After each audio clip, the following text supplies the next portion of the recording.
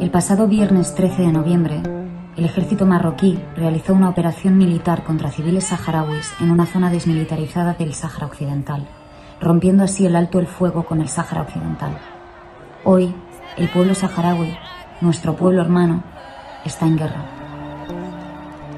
Pedimos a nuestro gobierno que, por las razones históricas y la responsabilidad que nos une con el pueblo saharaui, intervenga de inmediato para detener la guerra y solucionar el conflicto en el Sáhara de una manera justa.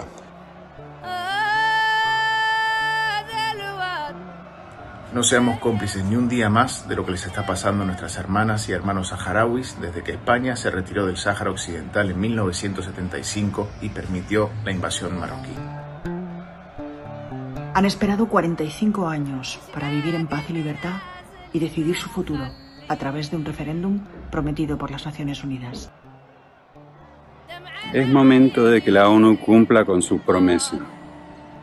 Paremos esta guerra. Queremos un Sáhara libre.